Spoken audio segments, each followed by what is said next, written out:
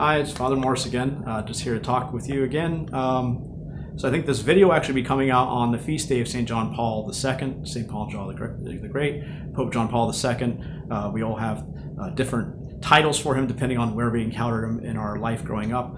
And so today I'd like to just talk about this great saint. And there's so much you could say about him because especially being a recent saint, there's so much documentation and people still living that you're able to get accounts of him. Of course, he was so well televised in the media and everything, so it really is hard to kind of narrow down on one single thing in his life. But one thing I have noticed with being kind of a late second wave Gen Xer, that people don't realize, younger people don't realize how much influence he had in overturning communism, and that what a big deal that was for the church and for the world. That there was a time in the last century where it really was, the world was divided between the West and the East, between those that are in the Soviet satellite, following Marxist principles, atheist materialism, and then of course the West, which would be mostly Christian, capitalist. But of course there was a real, no one knew how the situation was how it was going to turn out. And not only did you have to worry about the Cold War with nuclear, both sides being armed with nuclear weapons, but just philosophically and religiously, where was the atheist materialism going to, win out as the atheist materialists believe, or was the belief in God and belief in that man is something higher than just a laborer, and that Karl Marx's entire understanding of history and the world was false. That was still a very big thing.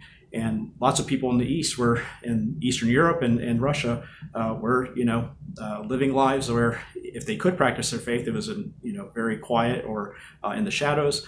And John Paul II was part of the turning from that with his support of labor unions and of the church, and kind of fighting against some of the authorities, especially in East Germany and in Poland, against the state police and against some of the higher parts of the Communist Party.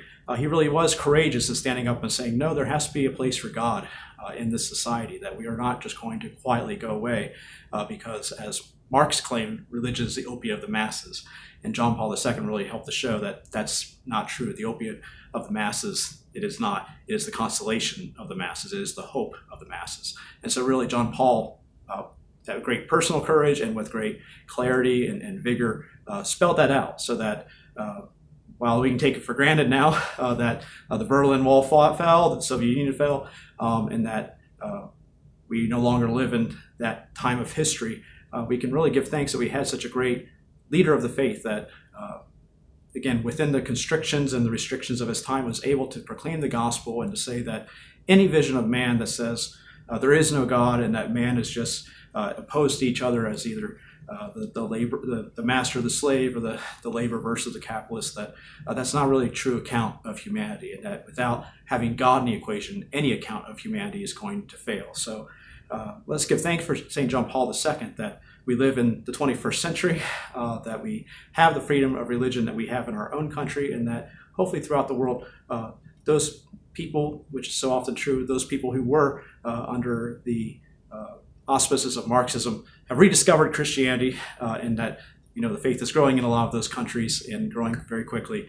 And so we can give thanks that churches that were turned into stables, monasteries that were turned into prisons, all those things are being reverted back to the church, whether it be the Roman Catholic Church or the Russian Orthodox Church or any other Eastern Orthodox Church, that Christians are receiving back their property that were dedicated to God, restoring those properties to God, and that the state, which was made into a God, has been put back into its original place. So we can give thanks to God the Father, who is truly the only God.